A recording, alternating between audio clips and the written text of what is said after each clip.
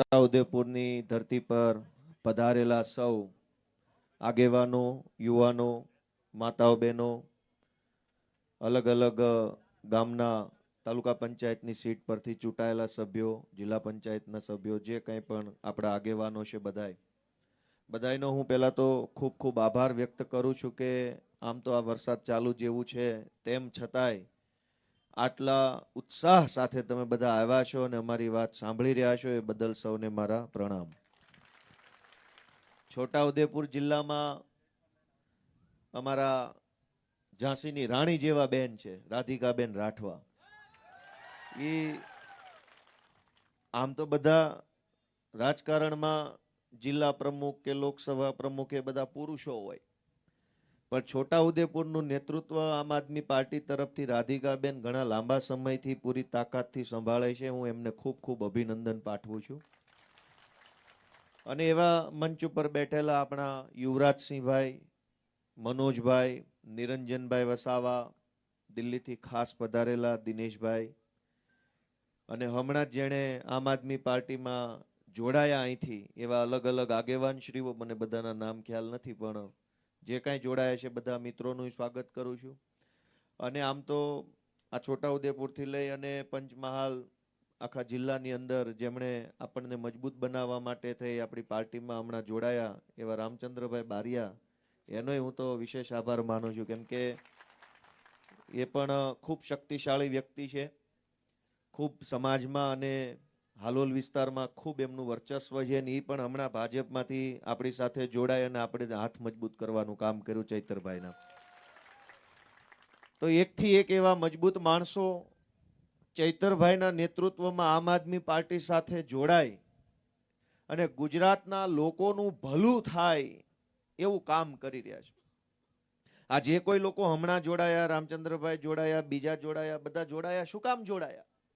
Tender લેવા માટે? ના ભાઈ ના, અહીં ક્યાં સરકાર છે? આ ગ્રાન્ટ લેવા માટે જોડાયા? ના ભાઈ ના. કોન્ટ્રાક્ટ લેવા માટે? ના ભાઈ ના. પૈસા ખાવા માટે? ના ભાઈ ના. આ તો વિરોધ પક્ષ છે, આ તો પોલીસ દંડાક મારી જાય છે. આ બધાય લોકો ચૈતરભાઈના નેતૃત્વમાં આમ આદમી પાર્ટી સાથે શું કામ જોડાયા? ગુજરાતની જનતાનું ભલું કરવા માટે આમ આદમી પાર્ટી સાથે જોડાયા. પૈસા ખાવા હોય, ગ્રાન્ટ જોતી હોય, ટેન્ડર જોતા હોય, કોન્ટ્રાક્ટ જોતા હોય, બંગલા ગાડી જોતું હોય તો ક્યાં જોડાવાય? ભાજપમાં જોડાવાય. પણ જે ભાજપ છોડી અને આપમાં જોડાય તો સમજી લેવાનું કે આ ગુજરાતના છેવાડાના માણસોનું કંઈક સારું કરવા માટે આવ્યા છે. અને ચૈતરભાઈના નેતૃત્વમાં હજારો લોકો અહીંયા આમ આદમી પાર્ટીમાં જોડાઈ રહ્યા છે. એનાથી ભાજપને ગમ્યું નહીં કે આમને આમ ચૈતરભાઈની પાછળ લોકો જોડાતા જાય તો ભાજપ વાળાની શું હાલત થાય, એટલે ડરીને ચૈતર વસાવાને જેલમાં પુરાવાનું કામ કર્યું છે. તમે વિચારો કે કેટલાય વર્ષો પછી એક તો એવો નેતા મળ્યો કે જે આપણી વાત રોજ બોલે. એની પાર્ટીની વાતો કરનારા નેતા તો જથ્થાબંધ છે. રોજ જાગીને મોદી મોદી દાંતણ કર્યા વગર ચોંટે છે. પોતાનું તે મન કી બાત ને ધન કી બાત ને ધન ધનાધન કી બાત ને આવું બધું ઠોક ઠોક કરે. પણ તમે સમજો કે રોજ સવાર પડે અને ગુજરાતના આદિવાસી સમાજના છેવાડાના માણસની ચિંતા કરતું વક્તવ્ય આપે એવો એકમાત્ર માણસ હોય તો એ ચૈતરભાઈ વસાવા છે. પાર્ટીનું કામ તો એ કરે છે, હું કરું છું, અમે બધાય કરીએ. પાર્ટીનું કામ તો કરવાનું જ, પણ સમાજનું કામ એ જ તો પાર્ટીનું કામ છે. માત્ર પાર્ટીનું કામ નહીં, જનતાનું કામ, માણસનું કામ, લોકોનું કામ, એ જ તો પાર્ટીનું કામ. આદિવાસી સમાજના અનેક મુદ્દાઓ વર્ષોથી દબાઈ ગયા હતા. નેતા તો જથ્થાબંધ બન્યા, ભાજપમાંથી, કોંગ્રેસમાંથી, સાંસદો બન્યા, ધારાસભ્યો બન્યા, બોર્ડ નિગમના ચેરમેનો બન્યા, તાલુકા જિલ્લા પંચાયતના સભ્યો બન્યા, પણ મુદ્દા કોને ઉઠાવ્યા? એકમાત્ર વ્યક્તિનું નામ જો આવે તો એ ચૈતરભાઈ વસાવાનું નામ આવે કે એને મુદ્દા ઉઠાવ્યા. એને સમાજના દરેક પ્રશ્નોને વાચા આપી, સમાજની વચ્ચે જઈને અને સરકારની સામે જઈને વિધાનસભાઓની અંદર ઊભા થઈને બધી જ જગ્યાએ સમાજના મુદ્દાઓને વાચા આપવાનું કામ કર્યું. ભાજપને પસંદ ન આવ્યું. મને તમે એમ જવાબ આપો કે ચૈતર વસાવાને ધારાસભ્ય કોણે બનાવ્યા? લોકોએ કે લોકોએ બનાવ્યા ને? લોકોએ બટન દબાવ્યું, સમાજે બટન દબાવ્યું તો એ માણસ ધારાસભ્ય બન્યા. ધારાસભ્ય જનતાએ બનાવ્યા છે. એવું નથી ગડકો દડકો દહીં દડકો બની ગયો ધારાસભ્ય. એમ નહીં બને કોઈ. સમાજ જેને પ્રેમ કરે, લોકો જેને આશીર્વાદ આપે, એ માણસ ધારાસભ્ય બને. ચૈતર વસાવાને ગુજરાતભરના આદિવાસી સમાજે અને ડેડિયાપાડાના લોકોએ આશીર્વાદ આપ્યા છે. કામ કરવાના આશીર્વાદ આપ્યા. એણે કામ કર્યું અને જેલમાં પૂર્યા તો સજા તો લોકોને પણ થઈ ગણાય ને. લોકો પાસેથી ચૈતરભાઈને છીનવી લેવાનું કામ કોણે કર્યું? માંડ આપણને એક સારો નેતા મળ્યો, છીનવી લીધો સજા. અને સજાની મજા પણ જો કે આ ભાજપ વાળા ખુલ્લેઆમ ટીવીમાં એમ બોલે છે કે ચૈતર વસાવા ભાજપમાં જોડાઈ જાય તો હમણાં બહાર આવી જાય. એનો અર્થ શું થયો? કે ભાજપનો પટ્ટો ગળામાં ઘાલીને બળાત્કાર કરો, ખૂન કરો, ચોરી કરો, ચપાટી કરો, કઈ વાંધો નહીં, પણ ભાજપની સામે રહી અને ગરીબ માણસનો હાથ પકડશો, ગરીબ માણસનું આંસુ લૂછવાનું કામ કરશો તો જેલમાં પૂરશે. ભાજપની સામે રહીને કોઈનું આંસુ નહીં લૂછવાનું. ભાજપમાં જોડાઈને કરો બળાત્કાર તો તરત જ તે હર્ષ સંઘવી શાબાશી આપશે, બહુ શાનદાર કામ કિયા. એનો અર્થ એ થયો કે ચૈતર વસાવા ભાજપમાં જોડાય તો સજા માફ, અને ભાજપમાં ન જોડાય તો જેલમાં પૂરી દેવાનો. મુદ્દો હવે ચૈતર વસાવા નથી, મુદ્દો વ્યવસ્થા આખી કેવી રીતે હાલે છે એનો મુદ્દો હવે તો આવ્યો. ચૈતર વસાવા મુદ્દો નથી. મુદ્દો એમ છે કે ભાજપ ધારે તો જેલમાં, ભાજપ ધારે તો મહેલમાં, ભાજપ ધારે તો સડક ઉપર, ભાજપ ધારે તો આસમાનમાં. એમ નહીં હાલે. જનતા જેને આશીર્વાદ આપે એ જ વિધાનસભામાં, એ જ મહેલમાં બેસશે, જનતા જેને આશીર્વાદ નહીં આપે ઘરે બેસશે, એમ વ્યવસ્થા હોવી જોઈએ. ભાજપ વાળા એવું કે છે કે ચૈતરભાઈને અમે સમજાવીએ છીએ, જોડાઈ જાઓ. દોસ્તો, મારું તમને એટલી જ વિનંતી છે કે આ લોકોને અભિમાન શેનું છે? ભાજપના લોકોને અભિમાન શેનું છે? નિરંજનભાઈએ કીધું કિડનેપિંગ થયા અહીંયા તો છોટા ઉદેપુરમાં, પછી રાઇફલો ઉડાડી હવામાં, પેલું બંદૂકો. બિહાર જેવો માહોલ. આપણે બિહાર ન જઈ શક્યા હોય તો આ છોટા ઉદેપુર આવીને ભાજપ વાળાને સરઘસ જો તો ખ્યાલ આવી જાય કે સરસ બિહારમાં આવું જ છે. એવી વાત થઈ. અહંકાર શેનો છે? અભિમાન કેમ છે આટલું બધું? અભિમાન એટલા માટે છે કે આપણામાંથી જ કેટલાક લોકો દર ચૂંટણીમાં વારંવાર ભાજપ બટન દબાવે છે. હવે એને હવા ભરાઈ ગઈ છે કે આ તો આપણા બાપાનું છે. એવી હવા આવી છે એનામાં. અને હવા કાઢવાનું કામ કોણ કરી શકે? જનતા કામ કરી શકે. જનતા જે દિવસે જાગે તો ગમે એની હવા કાઢી નાખે. દિલ્હીમાં જોયું ને, થઈ ગયું ને પંચર. દેશમાં એવું કહેતા હતા ભાજપના માણસો, સાંભળજો ધ્યાનથી, કે આ ભાજપના માણસો દેશમાં એવું કહેતા હતા કે આ તો નરેન્દ્ર મોદીની ભાજપની સરકાર છે, એની સામે ના બોલાય, તમને આમ કરી નાખે, તેમ કરી નાખે. અને દેશભરના જુવાનિયાઓ હામાં હું પડ્યા કે રાતે 12 વાગે આવીને વિડિયા બનાવવા પડ્યા. 12 વાગે તો આખું ગામ હુઈ જાય, જોવા વાળા ન હોય. 12 વાગે વડાપ્રધાન સાહેબે વિડીયો બનાવ્યો અને દેશના યુવાનોને સંબોધન કર્યું. અને મજા જુઓ, ભણેલા માણસમાં નભણ માણસમાં આટલો ફરક પડે. જંતર મંતર ઉપર જે છોકરાઓ આંદોલન કરતા હતા, એ આંદોલનની ત્યાં લગભગ 8, 10, 15, 20 હજાર છોકરાઓ ત્યાં રાતે બેઠા હતા આંદોલનમાં. એ આખા વિસ્તારમાં ઇન્ટરનેટ સરકારે બંધ કર્યું અને પછી પાછો 12 વાગે વિડીયો મૂક્યો. કેમ જોવો? તમે જે વિદ્યાર્થીઓને સંબોધન કરો છો, વિડીયો બનાવીને આંદોલન કરતા જે વિદ્યાર્થીઓ સુધી તમારી વાત પહોંચાડવા માંગો છો, એ છોકરા જ્યાં બેઠા ત્યાં ઇન્ટરનેટ નથી, આ બાજુ ભાષણ ચાલુ છે. કોણ આને સમજાવે? થોડુંક ભણવા ગણવાનું રાખો તો ખબર પડે કે તમે વિડીયો બનાવ્યો, જોવા વાળા બેઠા ને ઇન્ટરનેટ નથી, શું કરવાનું? હવે આખા છોટા ઉદેપુરમાં ઇન્ટરનેટ બંધ કરીને વડાપ્રધાન ગમે એમ ભાષણ કરે કેમ સાંભળવું? પણ જનતાની તાકાત કેવડી મોટી છે.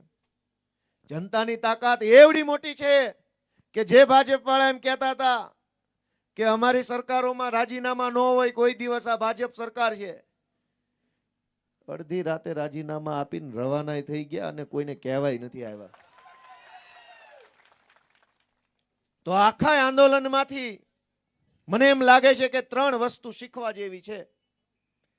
આંદોલન તો આપણા દેશમાં થયું, આપણા જ જનતાના મુદ્દા ઉપર થયું, અને પાર્ટીનું નામ કેવું? કોકરોચ જનતા પાર્ટી. હવે તો એવું થઈ ગયું જે મુદ્દો આવે એ મુદ્દો આગળ ને વાહે જનતા પાર્ટી લખીને ચાલુ કરો એટલે ઉપાડી જ લેવાનું. હમણાં ઇથેનોલ જનતા પાર્ટી બની. હવે ઇથેનોલ નો મુદ્દો, ગાડીમાં ઓલું નકલી પેટ્રોલ ગાલે છે, જેમ મોટા રૂપિયા લઈ લઈને ગાડીઓ ખરાબ થઈ ગઈ છે. માંડ માંડ જિંદગીમાં મહેનત કરી, મજૂરી કરી, પરસેવો પાડીને એક બાઇક લઈએ, એમાંય ભાજપ વાળા નકલી પેટ્રોલ ગાલી જાય. હવે શું કરવાનું? એન્જિન ખરાબ થઈ જાય, આવો મેસેજ આવે છે. તો દેશના યુવાનોએ જે આંદોલન કર્યું એમાંથી મને એમ લાગે 3 બાબત આપણને શીખવા મળી. એક, કે ભાઈ ટીવીમાં બેઠેલા પત્રકારો જે છે એને એમ હતું કે અમે બતાવીએ તો જ બધું દેશમાં હાલે, તમારો કુકડો બોલે તો દેશમાં હવાર પડે, નકર ન પડે. ના ભાઈ ના, એવું કાંઈ ન હોય. આ જેના હાથમાં મોબાઈલ છે ને એ બધા પત્રકાર છે. જેના હાથમાં મોબાઈલ ઈ પત્રકાર, જેના ખિસ્સામાં મોબાઈલ ઈ પત્રકાર, જેને વિડીયો ઉતારતા આવડે ઈ પત્રકાર. અને એવડી મોટી તાકાત, મોબાઈલની તાકાત ખુલીને બહાર આવી. વડાપ્રધાને આમ મોબાઈલ રાખીને રાતે વિડીયો બનાવ્યો. હેલો ફ્રેન્ડ્સ, જાવું તું ને તમારા ટીવીમાં, અન્યા જઈને બોલવું હતું ને, 15 વર્ષથી ઉપાડો લીધો ટીવીમાં આવીને. હિન્દુ, મુસલમાન, ભારત, પાકિસ્તાન, દેશ વિરોધી, ગદ્દાર, રાષ્ટ્રદ્રોહી, deep fake, deep China state, Soros, બહુ ટીવીમાં આવીને ઉપાડો લીધો. રાતે 12 વાગ્યે તમારા ટીવી વાળા કામમાં ન આવ્યા, અમારો મોબાઈલ તમારા કામમાં આવ્યો. વાત સાચી કે ખોટી? ટીવીમાં બેસીને પત્રકારો દેશના યુવાનોને ગાળું દેતા હતા કે આ વિદેશી હાથો બનેલા છે. ક્યાંથી ભાઈ હાથો બન્યા? છોકરા અમારા છે. વિદેશનો હાથો ક્યાંથી? એટલો લાંબો હાથો કોની પાસે છે? છોટા ઉદેપુર થી ગાંધીનગર સુધી લાંબો કરાય એવો હાથો કોઈની પાસે નથી. વિદેશનો હાથો અહીંયા ક્યાંથી આવ્યો? આપણા દેશના છોકરાઓને ગાળું દેવામાં ટીવી એ ક્યાંય બાકી ન રાખ્યું. એમ કીધું કે આને વિદેશથી પૈસા આવે છે, ચાઇનાથી પૈસા આવે છે, આ લોકો હાથો બન્યા છે, દેશના ભાગલા પાડવા આવ્યા છે. ચૈતર વસાવા વિશે પણ એવું કે જ્યારે એને ભિલિસ્તાનની વાત કરી તો કે આ દેશના ભાગલા પાડવા માંગે છે. હવે કોઈ કાતર છે? કાતરથી કાપી નાખશું. કેવી વાત કરવાની આપણા દેશના યુવાનો વિશે?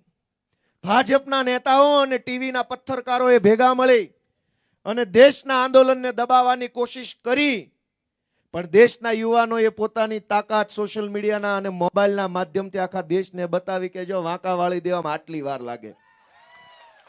એટલે પહેલો મુદ્દો કે જો તમે ચૈતર વસાવાને સમર્થન કરતા હોવ, આદિવાસી સમાજનું તમે કંઈક સારું કરવા ઈચ્છતા હોવ, ગુજરાતભરની અંદર પીડાયેલા, દબાયેલા, કચડાયેલા લોકો માટે કંઈક સારું થાય એવી જો તમારી ભાવના હોય તો મોબાઈલને ખિસ્સામાં નહીં, 24 કલાક હાથમાં જ રાખવાનો. આવી જાજે ઝપટમાં, જે હોય હાથમાં જ રાખવાનો.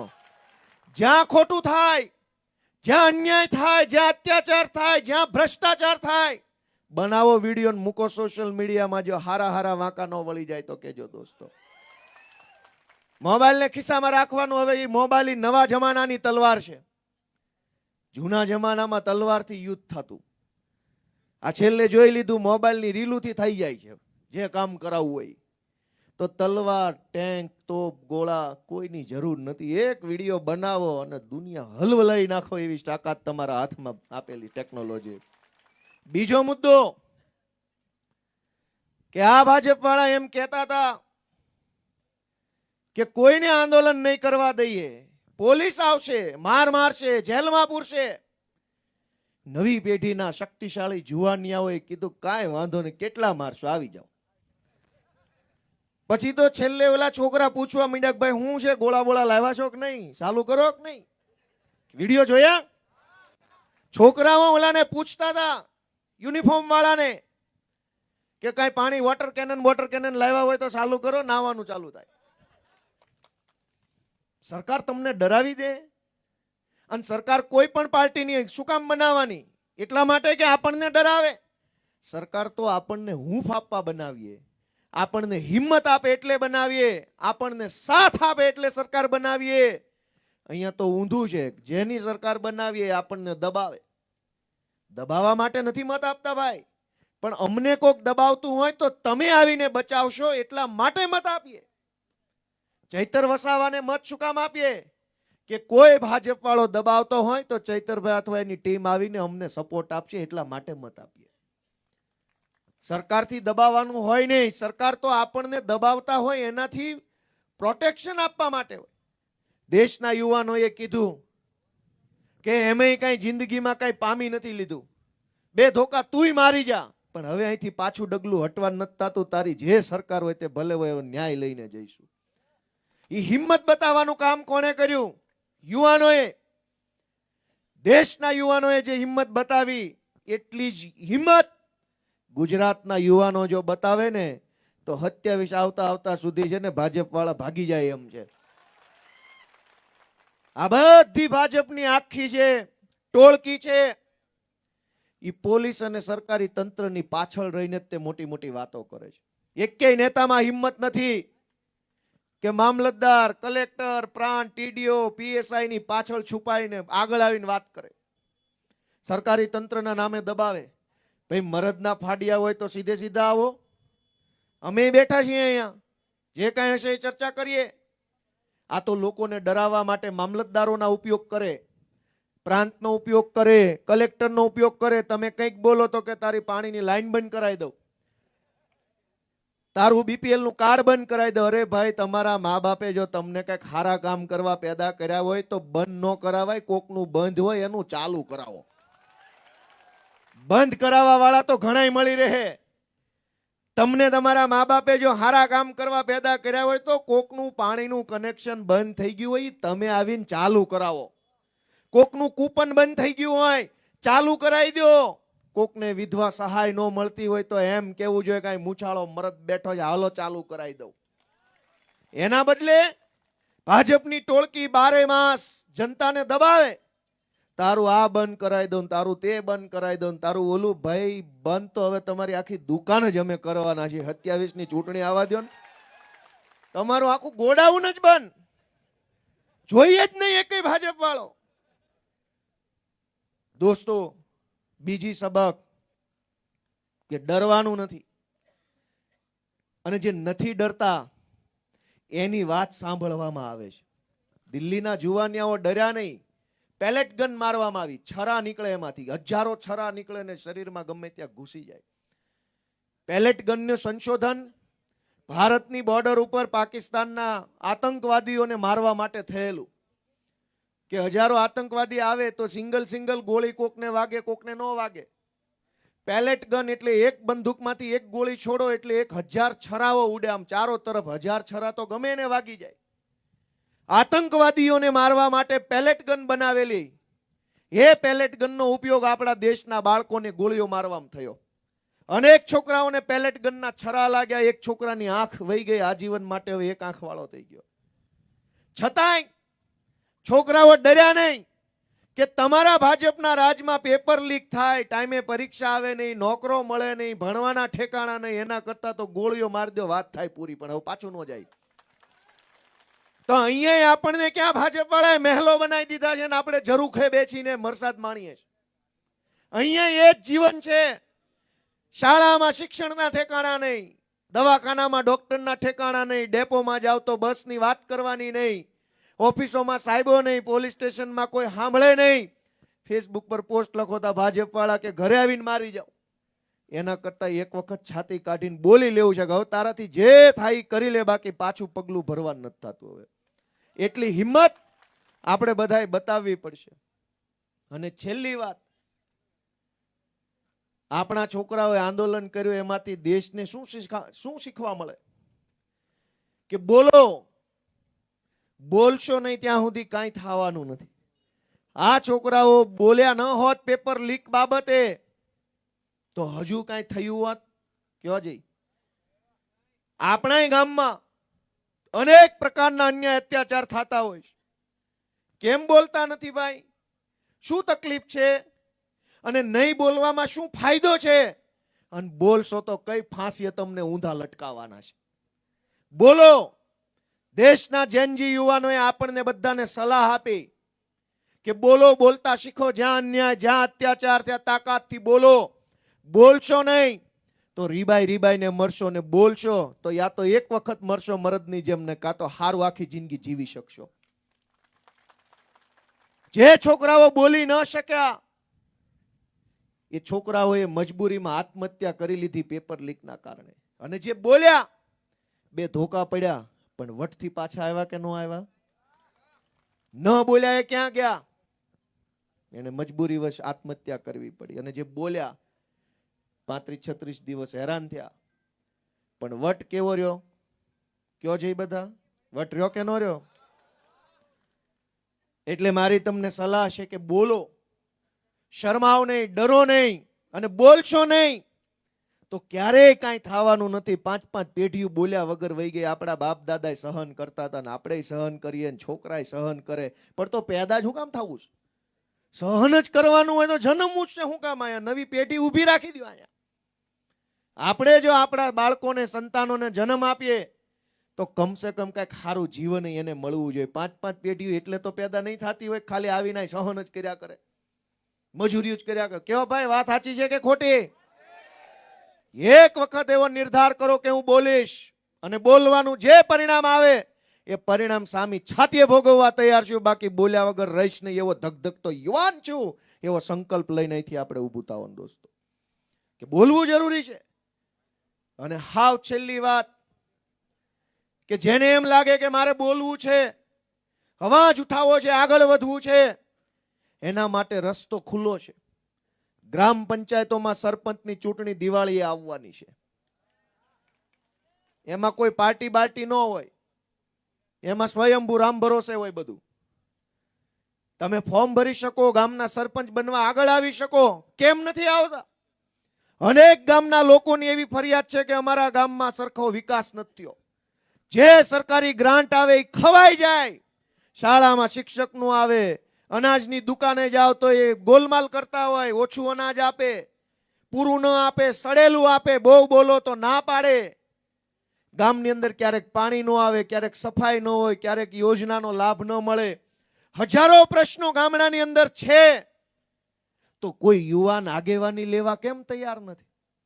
હું તમને અહીં છોટાઉદેપુર થી ઉભા ઉભા આખા ગુજરાતના યુવાનોને વિનંતી કરું છું કે થઈ જાઓ હાબદા, તૈયાર થઈ જાઓ, અને ગ્રામ પંચાયતની ચૂંટણીની અંદર સરપંચ બનવા અને તમારી આખી પેનલ બને એની તૈયારી અત્યારથી ચાલુ કરી દો, અને ઊભા રહી જાઓ ચૂંટણી. પછી જોઈ લઈએ કે યુવાનોમાં કેટલું તાકાત છે. વર્ષોથી એકનો એક માણસ ચૂંટણી જીતીને સરપંચ બને. આપણે 5 વર્ષ એની સામે ભાઈ સાહેબ, બાપા, કાકા, પ્લીઝ પગે પડું, તમને પગ દબાઈ દઉં, બધું મારું કામ કરો. અરે ભાઈ, આવી લાચારી કરવા પેદા થયા છે? આવી ભાઈ સાહેબ બાપા જી ઉજુરી તો બાપાની નહીં કરી હોય. તલાટી સરપંચની ચૂંટણી લડવા તૈયાર થઈ જાઓ. પેનલ બનાવો પોતાના ગામની, યુવા પેનલ, યુવા વિકાસ પેનલ. બહુ તો શું થાય, ઘણા મનમાં એવું આવે છે કે અમે સરપંચની ચૂંટણીમાં ઉભા રહી તો અમને કોઈ મત ન દે. ભાઈ નહીં દે તો નહીં દે, ઉભા તો રહ્યો. એકવાર કોશિશ તો કરો. તમે ક્યાં ચંદ્ર ઉપર જઈને પાછા આવ્યા છો તમને પહેલી ચૂંટણી મત દે? પહેલી ચૂંટણીમાં તો તમે તે ઉભા રહ્યો, અનુભવ લ્યો કે આનું ફોર્મ કેમ ભરાય, ક્યાં સહી કરાય, કયા અધિકારીને ફોર્મ અપાય, આ ફોર્મમાં કેટલા વાંધા આવે, કેમ એફિડેવિટ થાય, કેવી રીતે વોટ માંગવા જવાય, કેવી રીતે લોકો કયા મુદ્દા પર વોટ આપે છે, કયા મુદ્દા પર નથી આપતા, શા માટે નથી આપતા, શા માટે આપે છે. આ બધું સમજણ તો તમને ત્યારે જ આવશે ને જ્યારે પહેલી વાર ચૂંટણીમાં ઊભા રહેશો. જિંદગીમાં નથી ઊભા તો બીજી કોઈ માહિતી નથી, એટલે હારી જાવ તો હારી જાવ, પણ કાંઈક ખબર તો પડશે જ. હાવ કોરે કોરા પાછા નહીં આવો, શીખીને પાછા આવશો. અને મત શું કામ નહીં દે? કોણે કીધું મત નહીં દે ભાઈ? તમે કેટલી ચૂંટણીમાં ઉભા રહ્યા ને તમને મત ન દીધા? પહેલી ચૂંટણીમાં તો મને નહોતા દીધા, બીજીમાં મેળ પડી ગયો. તો તમારે ભવિષ્યમાં તમારું પોતાનું, પોતાના સમાજનું, પોતાના ગામનું અને આખા દેશનું જો સારું કરવું હોય તો એનું પહેલું પગથિયું છે ગામ પંચાયતની ચૂંટણીમાં ઊભા રહી જાઓ. તમારે ચૂંટણીમાં ઊભું રહેવું નથી, નેતા બનવું નથી, આગળ આવવું નથી, અને રોજ જાગીને રોદણા રોવા છે તો એમય નહીં હાલે ભાઈ. આગેવાની તો લેવી પડશે કમસે કમ પોતાના ગામની. તમે તમારા ગામનો આગેવાન બનવા તૈયાર નથી તો કેવી રીતે દેશનું કલ્યાણ થાય? આ ચૈતર વસાવા ક્યાંથી આવ્યા? સૌથી પહેલા જિલ્લા પંચાયતના સભ્ય બન્યા, ચૂંટણીમાં ઉભા રહ્યા, લોકોએ મત આપ્યા, જીત્યા, એને ખબર પડી કે આ બધું કેમ કામ કરે છે સરકારી તંત્ર. આવડતું ગયું તો એક વખત ધારાસભ્ય બન્યા અને ભલે ભાજપે જેલમાં પૂર્યા પણ હવે ધારાસભ્યથી ઉપર જશે એવો મને 1000% મનમાં વિશ્વાસ છે. ઈ જાશે. પણ પહેલું પગથિયું ગામડું કે તાલુકા જિલ્લાની તો પૂરી થઈ ગઈ અને એમાં સીટુય જાજી ન હોય. ગ્રામ પંચાયતમાં તો દરેક ગામ દીઠ ઓછામાં ઓછા 7-8 વોર્ડ હોય, પછી મોટું ગામ હોય તો જાજા વોર્ડ હોય. સરપંચની ચૂંટણીમાં ફોર્મ તો ભરો કમસે કમ, તમને ખબર પડે કે આ કેટલું સહેલું એને કેટલું અઘરું છે. તો ચૈતરભાઈને જે સમર્થન કરતા હોય એ મિત્રો ખાલી મને કહો કે ભાઈ ઈચ્છા ખરી સરપંચ બનવાની ગામનો? યુવા મિત્રો હોય હાથ ઊંચો કરો કે ભાઈ મને રસ પડ્યો છે, વિચારીશ ખરો.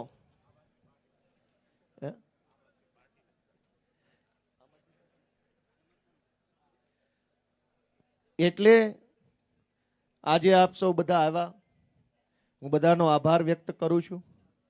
અને અહીંથી આપણે બધાએ ચાલતા કલેક્ટર ઓફિસ જવાનું છે. ચૈતરભાઈ વસાવાના સમર્થનમાં હજારો લોકોએ સહીઓ કરી છે કે હું ચૈતરભાઈના સમર્થનમાં છું. એ સહીનું પોટલું આખું કલેક્ટર સાહેબને આપવા જવાનું છે અને એને કહેવાનું છે કે તમે આ અમારી રજૂઆત લોકોની લાગણી ઉપર સુધી પહોંચાડો અને ચૈતરભાઈને જેલ મુક્ત કરો.